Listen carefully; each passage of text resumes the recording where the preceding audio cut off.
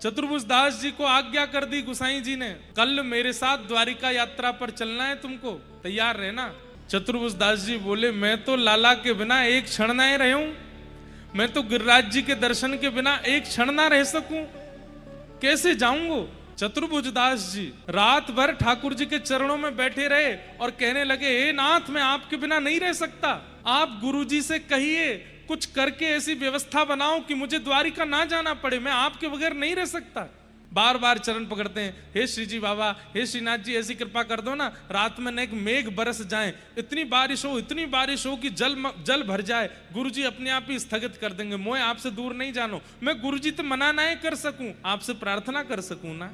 जैसे जैसे सूर्य उदय हो रहा है, प्रातः काल हो रहा है, चतुर्भुज दास जी रो रहे हैं, हे जय जय, कर दो ना वर्षा, ना कर रहे तो कछु ऐसा कर दो ना, मुंह को रोग लगाए दो, मैं रोगी है जाऊंगा तो गुरुजी ले जावे तो मना कर देंगे, अरे कछु तो ऐसा कर दो जाते मुंह को गिरिराज जी छोड़ के ना जानो पड़े। लेकिन ठाकुर जी ने कुछ नहीं किया, सब व्यवस्था और अच्छी बना दी। एक आदमी बैलगाड़ी लेके आ गया, बोले आचार्य चरण आप जा रहे हैं, कुछ दूर तक मैं बैलगाड़ी से ही छोड़ दूंगा, चलिए बैठो।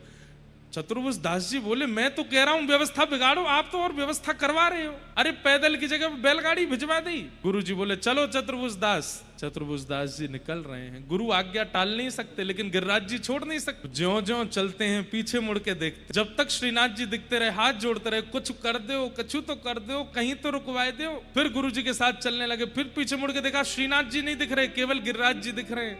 गिरिराज जी से प्रार्थना कर रहे हैं, मैं नहीं रह पाऊंगा, जैसे जल से मछली दूर रहती तड़पते मर जाए, मैं मर जाऊंगा। थोड़ी और दूर गए तो गिरिराज जी भी ढक गए, अब केवल ध्वजा दिख रही है।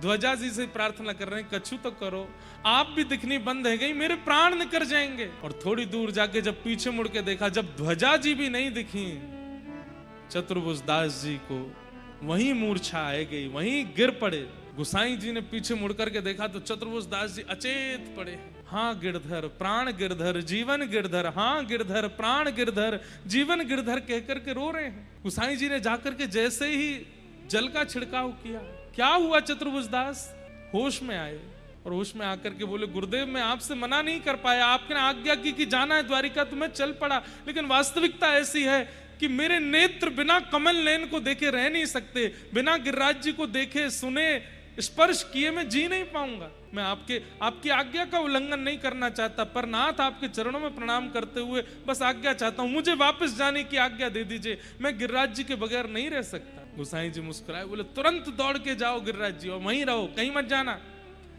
दौड़ करके श्री चतुर्भुज दास जी दौड़ते हुए आ रहे हैं, नेत्रों से अविरल अश्रुधार, हे गिरधर प्राण गिरधर जीवन गिरधर। दौड़ते हुए आए, श्रीनाथ जी खड़े हैं, मधुर मुस्कान मुख पर है।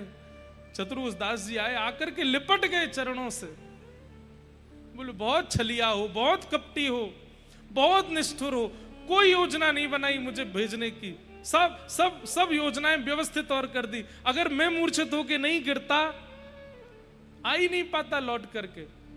श्रीनाथ जी बोले, तो को मूर्छित तू थोड़ी भयो, मैं नहीं तो कियो, ताकि तू मूर्छित होए और जब उठ करके अपने विरह वेदना सुनावे तो गुरु जी तो को वापस कर दे।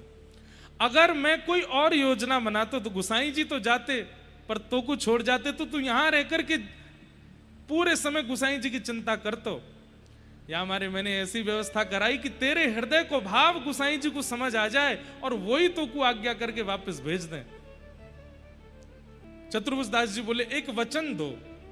श्रीनाथ जी बोले, पहले वचन बता। बोले नहीं, पहले हाथ धरो, वचन दो। श्रीनाथ जी ने हाथ दिया, बोले कहा, बोले आज के बाद स्वयं ते दूर है वे वारी कोई भी योजना मेरे जीवन में मत भेजियो, मेरे अंतिम श्वास तक ऐसो कोई दिन नहीं आवे जिस दिन मैं आपको देखूं नहीं, आपको सुनूं नहीं, आपसे मिलूं नहीं, मुझको कुछ नहीं चाहिए। चतुर्भुज दास जी वर्णन कर रहे हैं, बंक चितई मुस्काए के, बोले एक तो आपका स्वरूप कैसा, बोले बंक है, टेढ़े मेढ़े हो, और उसमें भी आप मुस्काते कैसे हैं? ठाकुर जी पूरे नहीं मुस्काते हैं, आधे मुस्काते हैं, जैसे टेढ़े से मुख करके और बस एक तरफ से ही होठ पीछे जाते हैं जब हंसते हैं। चतुर्भुज दास जी कहते हैं, आपको प्रणाम करते हुए कह रहा हूं, पूरे मत हंसना मेरे आगे, क्यों? और आधी हंसी ने तो पागल कर रखो है, पूरे हंस जाओगे तो मर ही जाऊंगा मैं तो, आधी हंसी हूं। बंक चिते मुस्काए के सुंदर वदन दिखाए। और इस बंक हंसी को देखने के लिए मेरी हालत कैसी होती है? लोचन तड़फे मीन जो, जैसे एक मछली तड़पती है बिना जल के, मेरी आंख ऐसे तड़पती है आपके रूप को देखने के बिना। हे नाथ, और श्याम सुंदर की जो अंग कांति है वो नील सरोवर ही हमारा घर है। उनको देखे बगैर, उस नील सरोवर में रहे बगैर हमारे नेत्र अगर कहीं और जाते हैं तो मछली को अगर दूध में रखोगे, अमरस में रखोगे, रबड़ी में रखोगे, मछली मर जाएगी।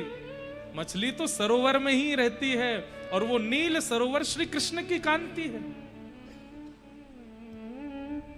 हमारे नेत्र मछली है। लोचन तड़फे मीन जो, जुग भरी धरी बिहार रे, गोवर्धन वासी सावने, गोवर्धन वासी सावने, दर्शन को नैना तपे, वचन सुनन को कान, ओ दर्शन को नैना तपे, वचन सुनन को कान। और मिलवे को हियरा तपे, ही के जीवन प्राण, मिलवे को हियरा तपे, के जीवन प्राण रे, गोवर्धन वासी